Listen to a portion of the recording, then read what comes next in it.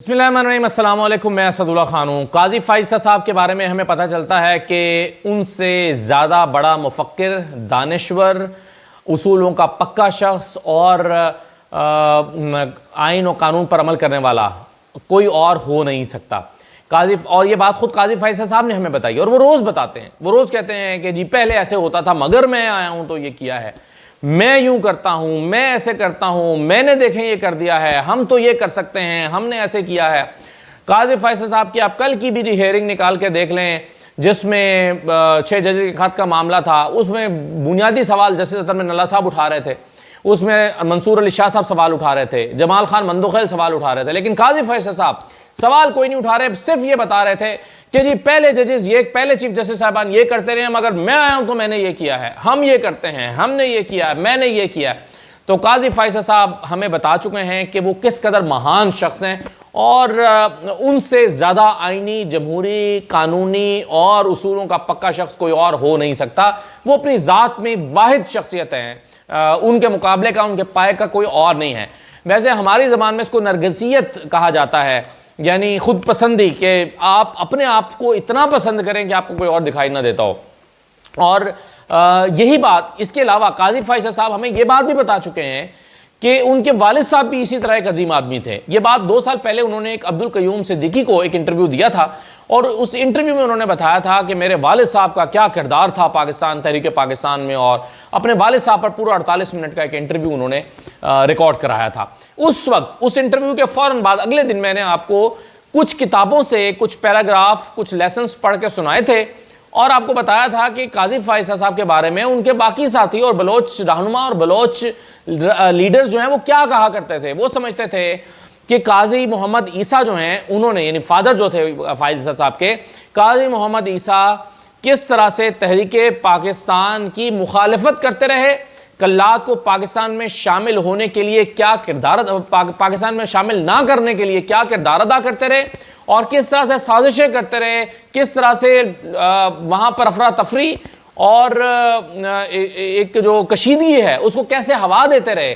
یہ بلوچ رہنماؤں نے لکھا تھا۔ میں اس ویڈیو کے آخر میں اس ویڈیو کا لنک بھی جوڑ دیتا ہوں جو میں نے 2 سال پہلے کی تھی، اور میں نے آپ کو مختلف جو کتابیں ہیں اس کا ریفرنس پڑھ کے سنایا تھا، اور بتایا تھا کہ قاضی عیسیٰ کے بارے میں کیا لکھا گیا ہے تاریخی کتابوں میں، اور کیا بتایا گیا ہے کہ کس طرح سے وہ تحریک پاکستان میں منفی کردار ادا کرتے رہے، اور ان کی پوری کوشش تھی کہ بلوچستان اور کلات پھر پاکستان کا حصہ نہ بنے۔ دو ڈاکومنٹ میرے ہاتھ میں اور لگے ہیں، ذرا میں وہ بھی آپ کے سامنے رکھ دیتا ہوں، اس سے آپ کو قاضی عیسیٰ صاحب اور پھر قاضی فیصل صاحب کی شخصیت کو سمجھنے میں کچھ مدد ملے گی۔ اچھا، جو میں ویڈیو کا لنک آخر میں ڈال رہا ہوں، اوپر میں نے کارڈز میں بھی ڈال دیا ہے، اس میں آپ کو بتا دوں کہ اس میں جس شخص نے قاضی عیسیٰ صاحب کے بارے میں الفاظ لکھے تھے، اس نے یہ کہا تھا کہ یہ نرگسیت کا مارا ہوا شخص تھا۔ نرگسیت کہتے ہیں کہ خود پسندی، اور قاضی فیصل صاحب میں بھی ہمیں ایسا لگتا ہے کہ وراثت میں یہ چیز ان کے اندر موجود ہے۔ اب یہ جو 2 ڈاکومنٹ ہیں یہ بڑے خوفناک ہیں۔ ایک تو یہ خط ہے، یہ 20 جولائی 1946 کو، 20 جولائی جب پاکستان کی تحریک چل رہی تھی، یہ تب کی بات ہے، محمد علی جناح نے غلام رسول صاحب کو یہ خط لکھا ہے 20 جولائی 1946۔ غلام رسول صاحب کون ہیں؟ غلام رسول صاحب انجمن اسلامیہ ایک تنظیم ہے کوئٹہ کی، اس کے رہنما، اس کے کوئی عہدیدار تھے، ان کے بارے میں آگے جا کے آپ کو بتاتا ہوں اس تنظیم کے بارے میں۔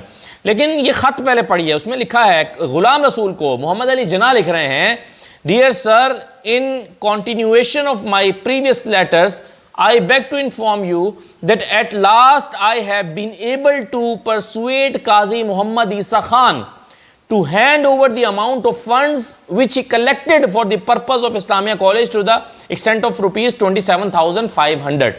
میں آخرکار، قائد اعظم لکھتے ہیں کہ آخرکار میں قاضی محمد عیسیٰ سے آپ کے 27,500 روپے نکلوانے میں، جو کہ انہوں نے اسلامیہ کالج کے فنڈز کے طور پر اکٹھے کیے تھے، وہ نکلوا کر آپ کے حوالے کرنے میں کامیاب ہو گیا ہوں۔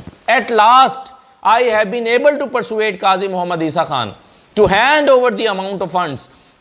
اچھا، پھر وہ لکھتے ہیں، out of this rupees 12,000 have already been released and a telegraphic transfer receipt from the Imperial Bank of India, Quetta for rupees 15,500 has been sent by me to the Imperial Bank of India, Delhi, and when realized will be credited to the separate account۔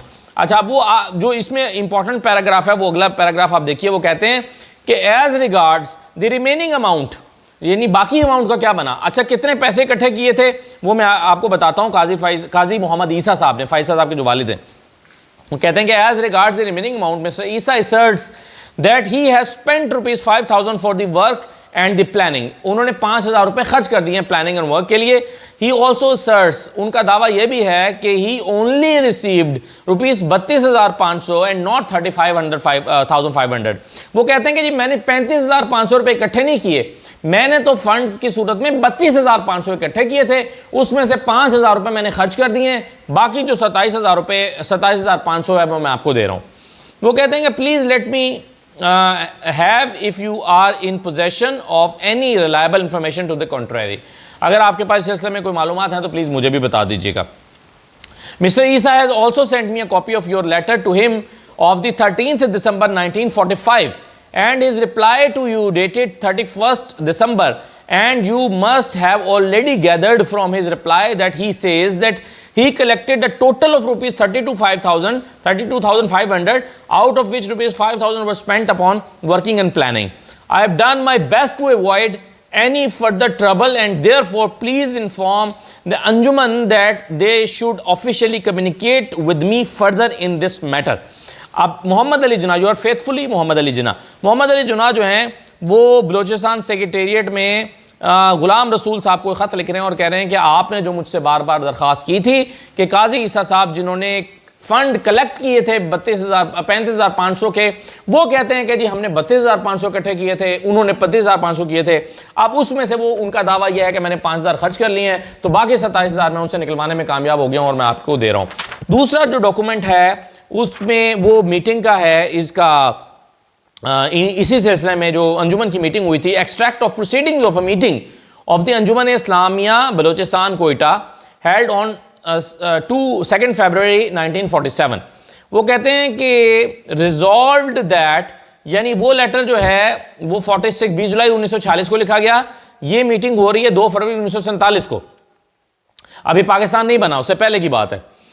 Resolved that grateful thanks for the thanks of the Anjuman Islamiyya Balochistan should be conveyed to the Qaid-e-Azam Mr. Muhammad Ali Jinnah for his help in the recovery of rupees 27,500 from Qazi Muhammad Isa.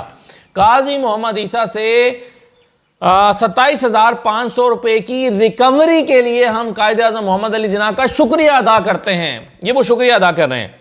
The Anjuman fully realizes that in spite of his more important multifarious occupations, the Qaid-e-Azam did not drop this matter out of his sight. The Anjuman is much obliged. Quaid Azam صاحب نے اپنی اتنی مصروفیات کے باعث اس معاملے پر توجہ دی اور یہ ہمارے 27,500 روپے نکلوانے میں ہماری مدد کی. پھر وہ آگے جا کے لکھتے ہیں کہ besides the Anjuman is most grateful of the very generous donation of rupees 1,000. Quaid Azam نے 1,000 روپے کی ڈونیشن بھی دی, ہم اس کے لیے بھی شکریہ ادا کرتے ہیں. اور وہ کہتے ہیں کہ that the Quaid Azam will continue to patronised دی انجمن, ہم امید کرتے ہیں کہ وہ ہماری انجمن کو پیٹرنائز کرتے رہیں گے. تو یہ جناب پھر ان کی میٹنگ ہوئی جس میں فیصلہ ہوا کہ قائد اعظم کا شکریہ ادا کیا جائے کہ انہوں نے قاضی محمد عیسیٰ سے 27,500 روپے ہمارے نکلوا کے انجمن کے نکلوا کے ہمارے حوالے کیے. تو اس کے علاوہ دو یعنی ویڈیوز میں اس پر قاضی عیسیٰ صاحب کے اوپر کر چکا ہوں.